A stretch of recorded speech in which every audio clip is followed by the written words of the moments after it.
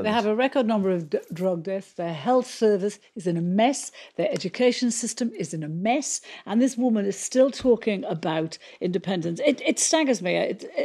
It's amazing to me. Most surveys now are showing a slim lead for no to independence, and that's been since the election in May. But it's like she's obsessed with this. I suppose she has to keep doing this because the people, the fanatics, the SNP fanatics, are the people who keep her in power.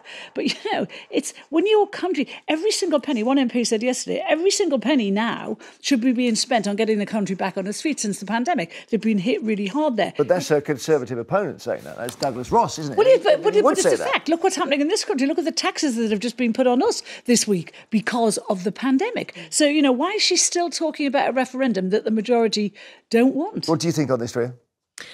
I think that we need to look at what's happened with Brexit and apply that to the microcosm that is Scotland. They need to be very, very careful, make sure that they're ready for that sort of move before they commit themselves to a decision that might be irreversible. I feel bad because there'll be Scots watching who are hopping mad that Carole's. Well, they're always hopping. They're always hopping mad. You've stated it. They had one of Sturgeon's economic advisors. Emerged has described Scottish independence as Brexit times 10. And normally I would turn to Storm at this point and she could give a counter view. Exactly. But I don't know what to say. I guess it's going to happen. The referendum will happen.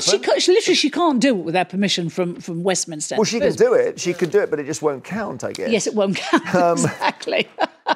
It's massive, isn't it? Because we could end up in 10 years' time. England on its own, Scotland on its own. I suppose England and Wales will be part of something. I don't know, we'll be part of. But Northern Ireland might well go back into the Republic as well. So things are changing around here.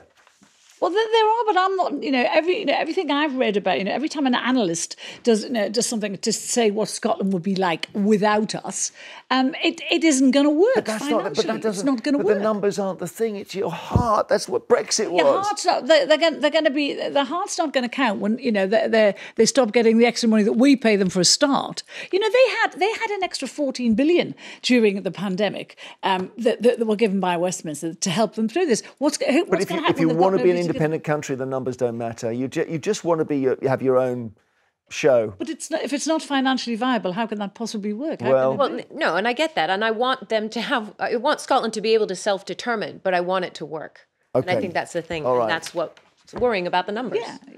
All right. Last time we had one of these discussions, a brilliant MP, SNP MP came and gave me very, very kindly a little note of all.